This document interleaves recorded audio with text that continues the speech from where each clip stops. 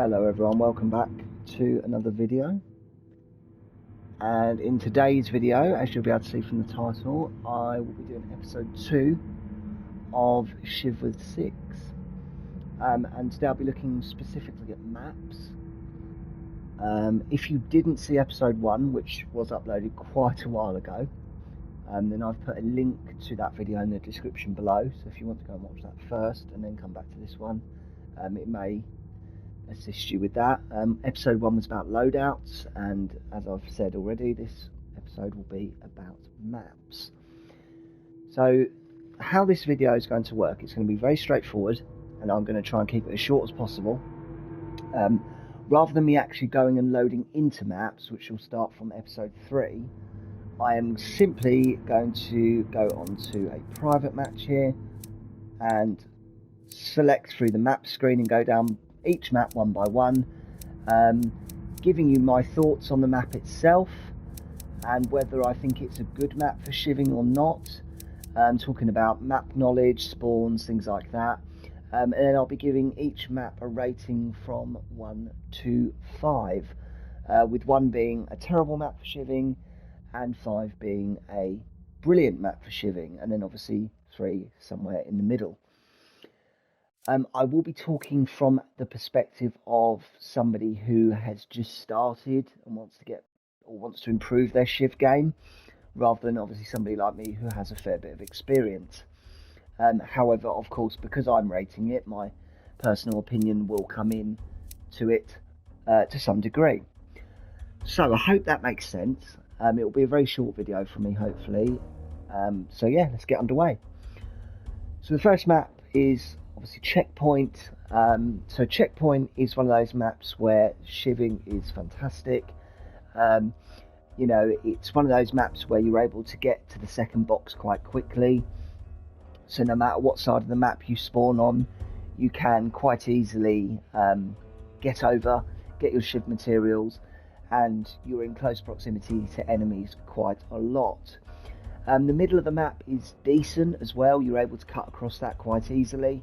And there's not mega amounts of open space, so you're able to use the buildings and cover to your advantage. And overall, the size of the map just lends itself well to you know, a Shiv-only playstyle. Downsides to the map are that it is quite short, so that you can sometimes get caught in a corner. You can get trapped, spawn trapped quite easily. So that's something you have to be aware of and be careful of. And obviously there's other factors as well, being a short map, in the sense that people who have burst rifles and, you know, semi-autos are going to be taking advantage of that short space as well. So yeah, the shortness of the map could be an advantage, it could be a disadvantage, but overall I would rate Checkpoint as a 4 out of 5. So yeah, quite a good map for shivving. Okay, on to Lakeside. So Lakeside is a big map. Lots of open space.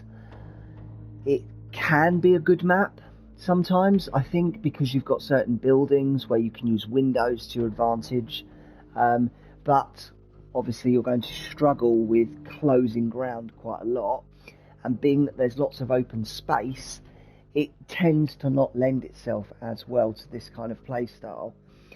The only good thing, I would suppose, is that there are, you know, if the enemy are in a certain area of the map, then you can use the wideness of the angles to go for long flanks and things like that. So I would rate Lakeside a 2 out of 5. Okay, Billstown. So Billstown is a similar sort of layout to Checkpoint, in the sense that it's kind of a 3-lane thing, but I tend to find that Billstown is not as advantageous because of the fact that it's quite a campy map, and the middle of the map allows for teams to post up, especially in that left-hand building, as we're seeing on the screen, or as we're looking at the screen from this angle, it'd be on the left-hand side opposite Sammy's.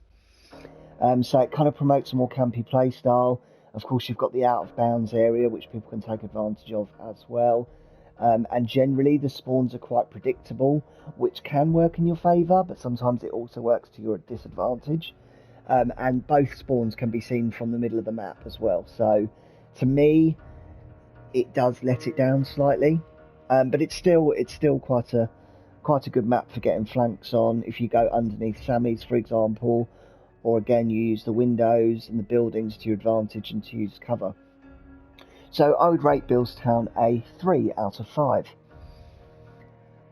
Okay, moving on to University then. So this is a similar map to Lakeside in its layout. It's very big, it's very open. It does have slightly more cover, but the problem you've got is that the corridors are quite long. And this obviously leaves a lot of open space, and I find it's quite hard to cover ground quite a lot.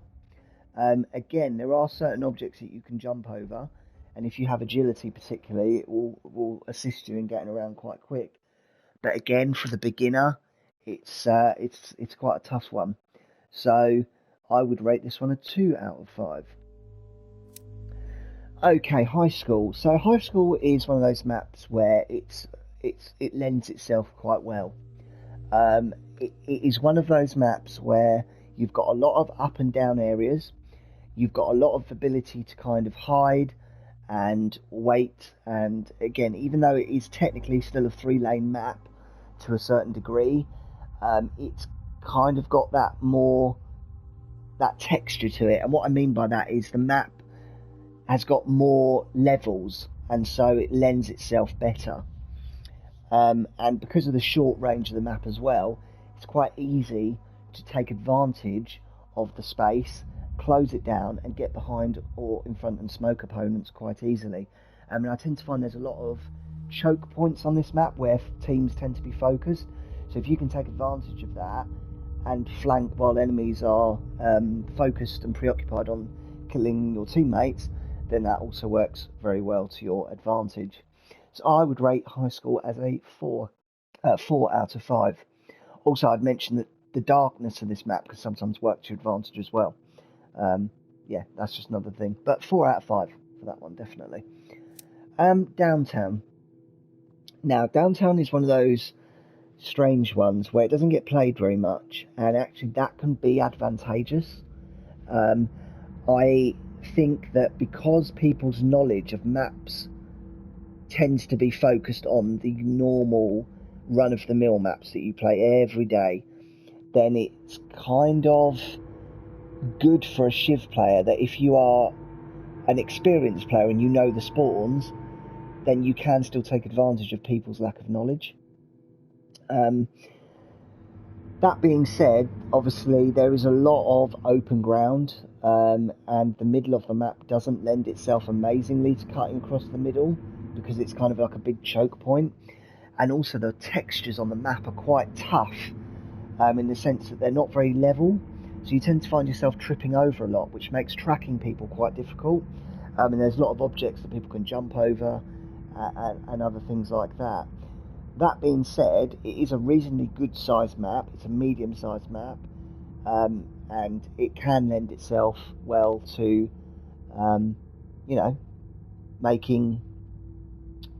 making good flanks. And because of the lack of familiarity with a lot of players with this map, I would rate this one a 3 out of 5. Okay, the Dam. So the Dam's quite a popular map, and it's one of those maps that is actually quite tough to flank on, I think, because again, you've got a lot of choke points, but they are able to easily cover those, and cover against flanking. Like, for example, the Dam Bridge is often a choke point, and that catwalk you see there in the screen, a lot of people try and use that to flank, but it's actually quite easy to cover that, especially if you have a good sniper, or a good kind of person who sits around and waits. And unfortunately, the bottom of the map, although it is sometimes good for flanking, it's very linear, and also it's easily covered by the Dam Bridge there. So that is definitely something to consider. The other issue you've got is the spawns, again, are quite predictable, just like they are on Billstown, and a lot of times you will get spawn trapped by a team that is, reasonably competent. So I would have to rate the Dam as a 2 out of 5. Okay, we're on to Bookstore now. So Bookstore is a great map. It lends itself well to shivving. You've got a lot of ups and downs areas, and you can use the upstairs area of the map to flank quite effectively. I tend to find this map, the upstairs area is quite underused, and that tends to lend itself well to getting flanks and being able to, make some noise sort of from behind. There's a lot of nice escape routes as well upstairs, and through windows and in little rooms and things like that. So if you tend to find yourself in a bad spot, then you can easily escape from the enemy team. A couple of things to be wary of. Again, the spawns. Always be careful of spawns, and generally the corridors downstairs, particularly the left-hand box, if we're looking at it from this angle, is quite a tough box to try and ascertain anything from. So yeah, just that's the only thing really with that one. But I would still rate Bookstore a 4 out of 5. Okay, Hometown. Hometown's a good map. Overall, I would say it's very dark, which does help a lot. Allows people to hide in corners and things like that. You can flank, and a lot of the boxes are quite out of the way and not really covered by the middle of the map very well. So that again allows you to get crafting materials. You have got a couple of choke points on the map where teams tend to be focused, and I think the box on the far left of the screen here is one area. But generally, this is not too bad of a map, actually. You've got quite a bit of open space in the middle, but generally the buildings lend themselves well to you getting flanks and being able to hide, and you've got some heightened areas as well. I would give this one a solid 3 out of 5. It's not quite a 4 for me, but it's nowhere near a 2, so it's definitely a strong 3. Yeah, because I mean, what lets it down for me is the fact that the map is small, and it's quite easy to be trapped in areas if you're not careful. Bus Depot, good map overall, got good height on it. It lends itself reasonably well to those kinds of things. Yeah, generally a good map, lots of up and down areas. Be careful of boxes, can be quite open. Sometimes the spawns can be quite predictable. But apart from that, overall it's not too bad. I would give this one a 3. It can struggle sometimes with tracking and things like that, but generally not too bad. Right, Suburbs. Suburbs is brilliant. Suburbs is one of those maps where it lends itself really, really well. You've got lots of ground that you can cover quite quickly, lots of buildings for cover. The spawns generally are quite good, and yeah, it just lends itself brilliantly. The flanking routes are quite good. There's lots of windows, lots of cover, lots of buildings, and yeah, the flanks don't take too long to get. And so I would rate this one a 5 out of 5. And it is the only map that I am going to be giving that to. So yeah, if you're ever wanting to practice, this is the map to do it, in my opinion. Alright, Wharf. Wharf is a funny map. It's one of those 3-lane maps where it can be decent depending on the team you're playing against, but I find there's a lot of camping that can take place as well. So that's something you have to consider. The other thing you have to be careful of is the box locations. So they are choke points, the middle 2 boxes, a lot. So they can be quite tough. But that being said, the middle is quite good for flanking a lot of the time, and the map generally, with its up and down level sections, are quite good. So yeah, I would rate this one an average, which would be a 3 out of 5. Water Tower. This is a difficult map, I think. It's quite linear, it's quite predictable. The spawns certainly are very predictable, and also the cover it's reasonable. It's not brilliant, it's not terrible. There's not a lot of height difference on this map, so I would probably give this one a 2 out of 5, and I'd say probably avoid it. But if you're feeling confident enough, why not go for it? Coal Line. Generally, it works if you're looking for a kind of, how do I put this? If you're looking to wait on people and wait for them to move to you, it tends to work better. I find that following people around on this map is sometimes difficult because, again, the open space can catch you out, so you have to tend to play a bit more defensive. But overall, it's not bad. There's lots of space to move a lot of the time, and it can actually be to your advantage.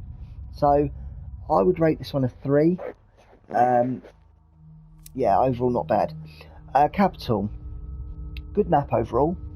I would say there is a lot of cover, a lot of ground that you can use to your advantage. There is a bit of open space in the middle, but it's still complemented by cover as well.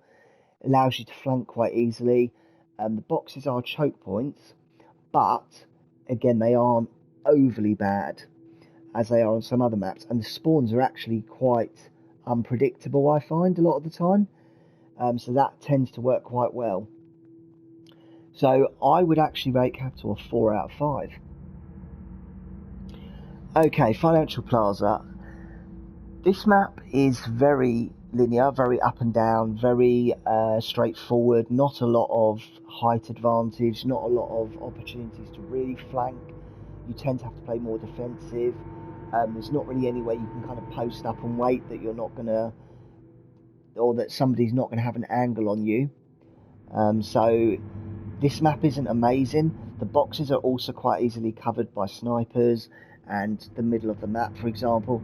And unfortunately, there are a few glitches that can be exploited on this map as well. Overall, I would rate this one a 2 out of 5. And say you probably would avoid this map. And then Beach is a similar situation to Financial Plaza, where you've got a lot of open space, boxes are not amazingly well protected, and it's quite hard to cover ground. You know, okay, you've got some height with the boat and things like that, and some of the rocks you can climb up as well, but again, there's not really anywhere that you can actually really wait on people, and people tend to check their corners quite well, and it is one of those maps that encourages camping as well, and not to mention the wall shooting potential on this map is quite high with the rocks and things. So I would actually rate this map a 1 out of 5, and say that you should avoid trying to shiv on this map at all, really. I do sometimes do it, but again, I have a fair bit of experience and I know kind of how the spawns work. But if you're somebody that's new, I would highly recommend not doing it on this map, and saving your efforts for another one. So yeah, that is kind of my ratings on the maps. I'm sorry that this video has taken a little bit longer than I was hoping to get round to it. Obviously, it's been about 9 months since I last uploaded the episode 1, so I wasn't planning on it taking this long, but such is life. I hope that has been somewhat useful to you in terms of trying to decide which maps are better to practice your Shiv game, and maybe some that you should avoid. Yeah, I hope it's been helpful. And obviously it is the night before Christmas, at least at the time of recording this video, so I want to wish you all a very Merry Christmas for the coming day. I hope you're all safe and well, and hope you get to spend time with those you care about. And yeah, hopefully I will see you with more content soon, and Happy New Year to you all as well if I don't catch up with you. But until next time, keep your hands off me.